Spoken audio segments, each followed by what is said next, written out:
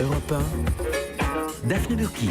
11h39, toute l'équipe est là et notre invité ce matin, le comte de Boudherbala. Et tout de suite, il est arrivé en disant bonjour pour une fois. Il doit y avoir quelque chose qui change dans l'air à Europe 1, je sais pas, c'est bizarre. C'est Didier Porte, notre visiteur du jour.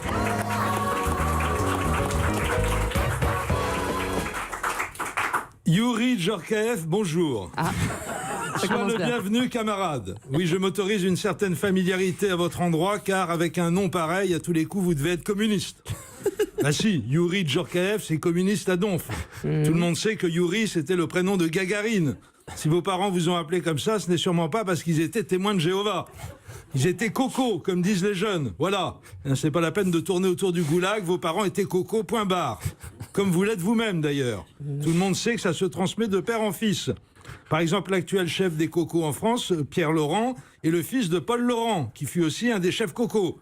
Puisque vous êtes communiste, monsieur Djorkaeff, autant l'assumer publiquement. Personnellement, ça m'arrange, vu que j'y connais absolument rien en football. Je ne savais même pas la tête que vous aviez avant ce matin. Alors qu'en communisme, j'ai quelques notions. Ah, excusez-moi, Benjamin, notre rédacteur en chef, me parle dans l'oreillette. Ah, ok. C'est pour ça que les gens ne riaient pas. Ce n'est pas Youri Djorkaeff qui est assis en face de moi. Je comprends mieux maintenant. Bah justement, je me demandais pourquoi Djorkaeff était déguisé en comte de Boudherbala. Bah oui, je le connais, Boudherbala. Il n'est pas communiste, il est basketteur. Je me suis trompé de jour. Tout le travail d'investigation que j'ai fait sur Djorkaeff est à mettre à la poubelle. Bon, bah je vais improviser.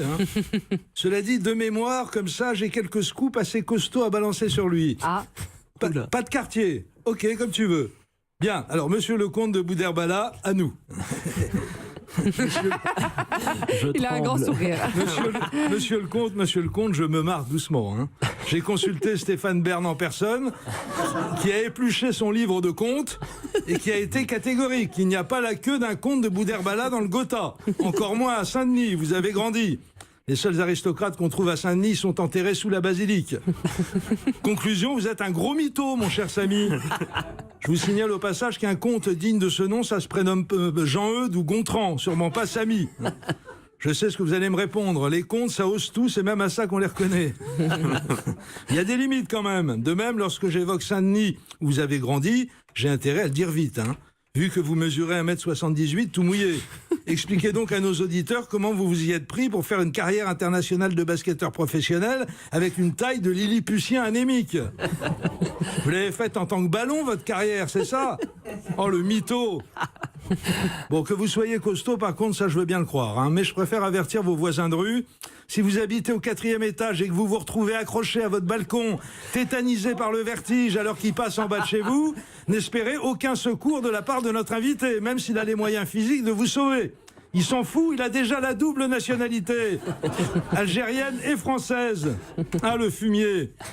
Je veux bien vous croire également, monsieur le comte, quand vous vous vantez de parler 6 langues. Ça me rappelle cette info datant d'il y a quelques mois, selon laquelle des humoristes hexagonaux, familiers des États-Unis, auraient pompé allègrement et recyclé des pans entiers des spectacles de leurs confrères américains en se contentant de les traduire en français. Dites donc, avec 6 langues à votre répertoire, l'inspiration ne doit pas être votre préoccupation première. En revanche, ça vous fait un sacré boulot de traduction. Ah, mon salaud! Je conclurai ce panégyrique en évoquant votre vieille amitié avec Fabien Marceau, alias Grand Corps Malade, que vous avez connu bien avant son accident. Je rappelle qu'il est devenu provisoirement paraplégique en plongeant dans une piscine dont le bassin était insuffisamment rempli. Un accident tellement idiot, surtout pour un sportif aussi accompli que Fabien Marceau, que certains se sont demandé s'il avait vraiment plongé tout seul, ou si un ami, amateur d'humour, ne l'avait pas un peu aidé en le poussant. Je rappelle également que le futur Grand Corps Malade était à l'époque un basketteur prometteur, et qui, lui, était vraiment grand, 1m96. Voilà. Donc je récapitule. Notre invité, le comte de Boudherbala, est un gros mytho, un fumier, un salaud, un plagiaire et un ami dangereux, mais lui au moins n'est pas communiste, et surtout, quel talent. Bon, pour autant, je ne vais pas m'attarder. Ah, très bien, merci Didier. Bon, ça vous va? Il est fort, Didier. Bravo, merci, il est fort, Didier. Il repart en disant au revoir. Merci, mais camarade. la vie est belle, comme quoi les gens peuvent évoluer, finalement. Europe